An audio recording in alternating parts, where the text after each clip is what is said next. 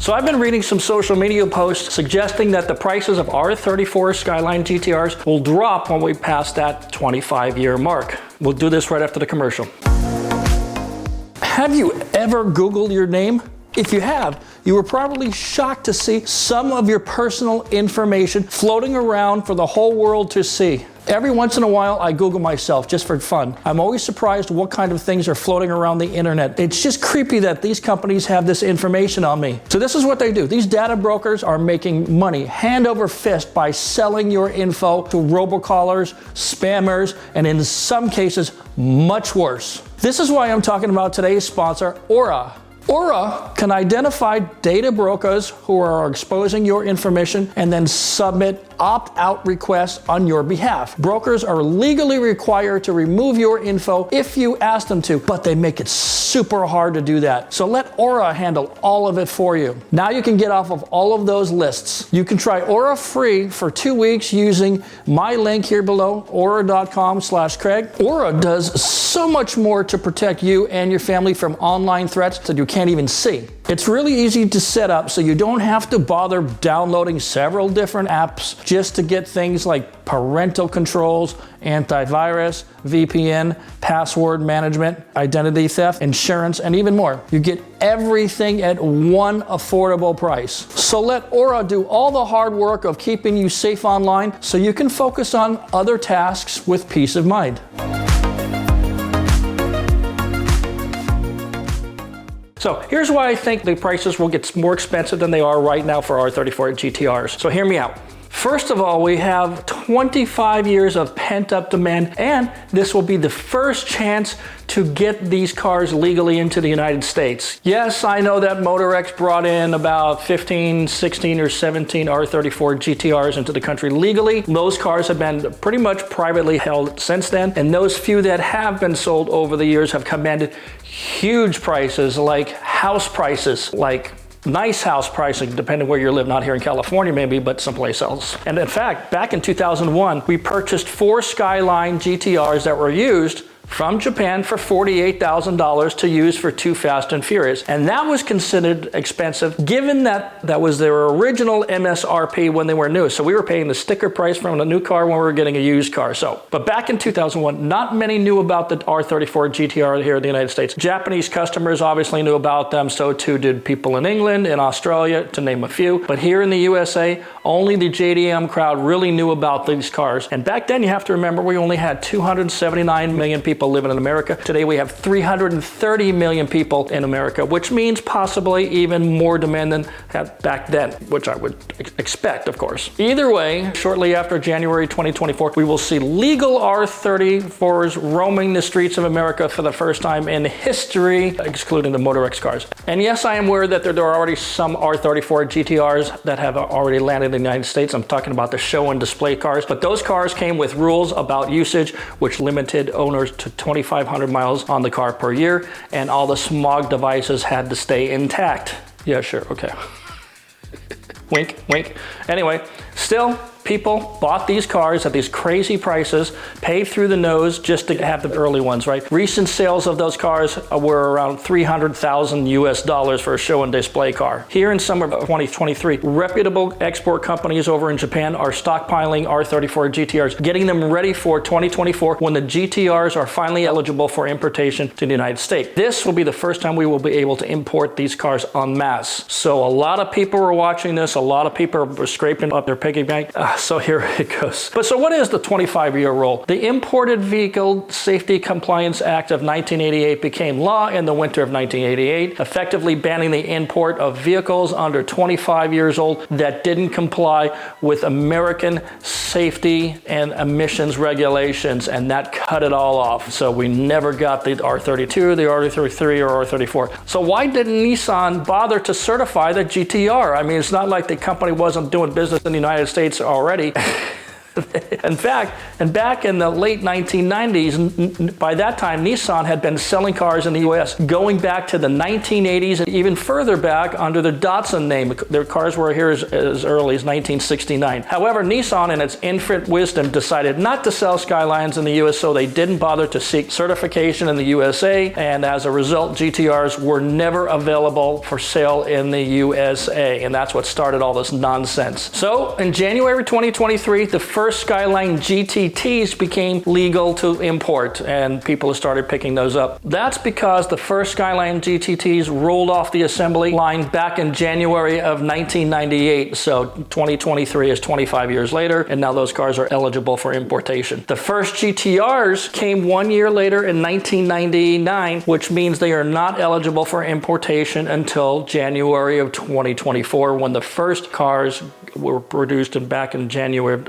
1999. Unfortunately, they will still be in short supply though. Only 11,578 R34 GTRs were ever made, and after 25 years, many of those cars did not survive to see today. And what I mean by that, some were crashed, some were lost in natural disasters, earthquakes, fires, floods, tsunamis. Some were stolen and chopped up for parts, still others got turned into dedicated race cars. So that accounts for probably a figure around 20% of those cars. Others are stored in people's private collections, and you can bet that there are people who have gobbled up several of the special edition offerings, including cars like the M-Spec NERS and so forth. We also know that there are some owners in Japan who just don't want to let them go. They look at their GTRs as a national treasure, and I'm not even joking. So for all intents and purposes, let's say for argument that 20% of these cars are either destroyed or hidden from the public. So that's less, right? And that comes out to about 9,200 cars that conceivably could be sold if the owners agreed to sell them to the United States. So that comes to about 2,300 cars. That leaves roughly about 9,200 GTRs that could, in theory, be available to purchase starting in January of 2024. But I think it's going to be many less than that. Some were seized also by customs, some were blacklisted. Others have titling issues because of any number of reasons. So how many and what are available of all those cars? If there was 9,200 that still survived, how many people own them in England and Australia who don't want to sell?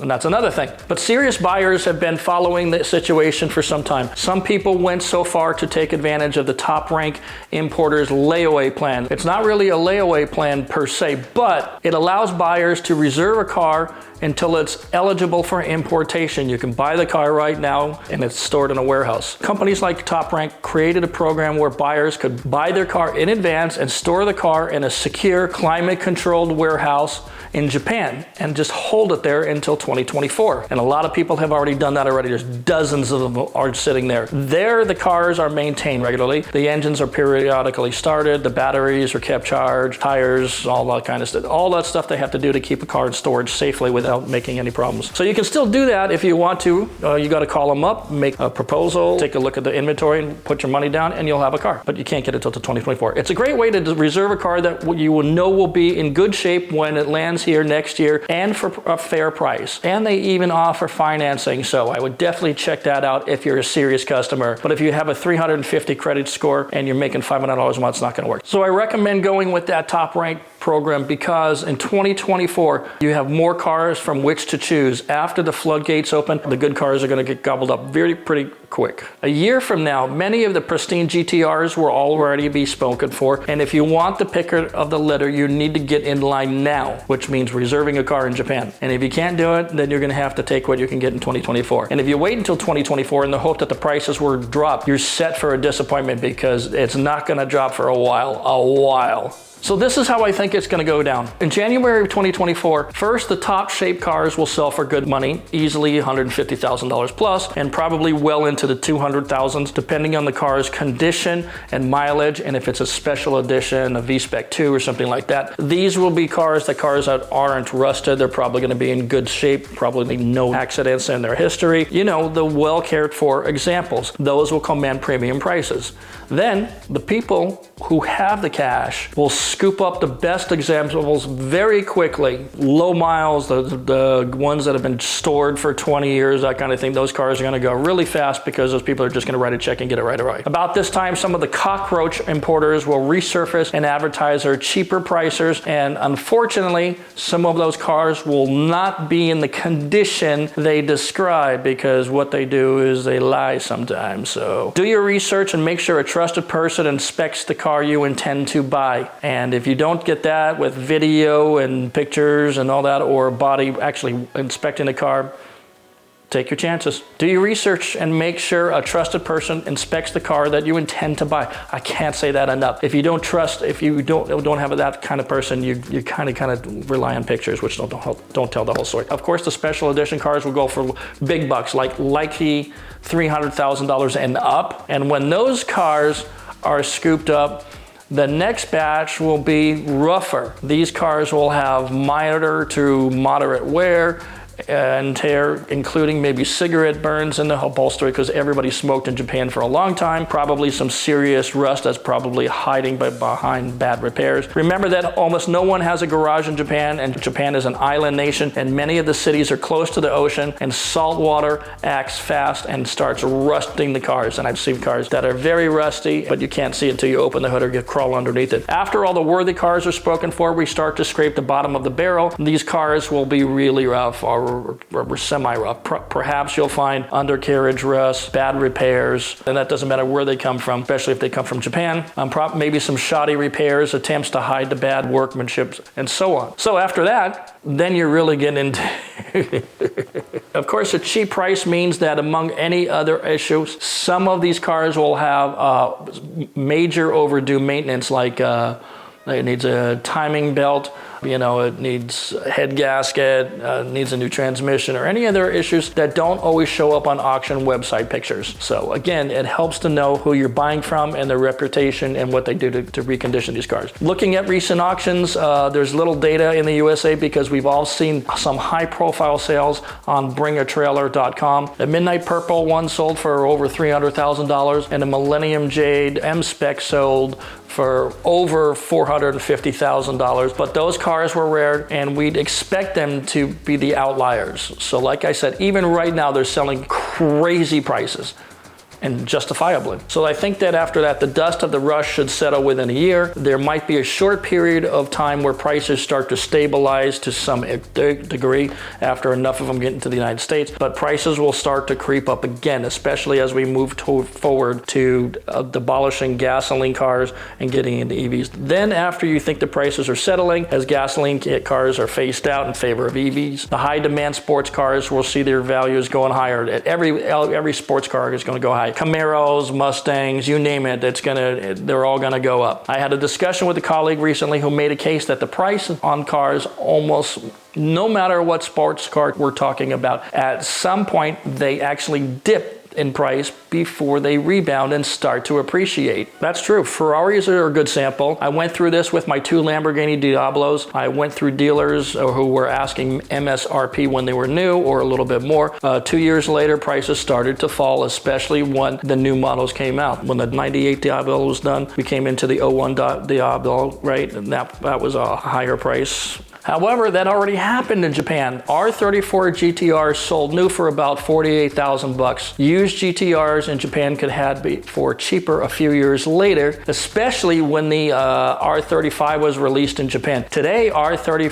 GTRs are rising rapidly, knowing that Americans will soon be in the market for these cars. So that depreciation already happened, and now the cars are going up higher even in Japan. And unless the economy crashes or interest rates grow insane, the days of getting R34 GTRs for bargain prices in Japan are over. Done. Forget it. They're not going to go down price over there, which means they're not going to go down price in here, right? So the takeaway of this example is that when the new updated platform is released, the previous model appreciates to an extent, but not before a dip, but that dip is over. But I gotta be honest with you, when R34s start commanding prices north of $200,000, you really have to think hard about such a purchase. Why? Because there are better performing cars for that kind of money. Porsches, McLarens, Hurricanes, whatever. But if this is your dream car, the car that you grew up worshiping, nothing else will do. And if you buy it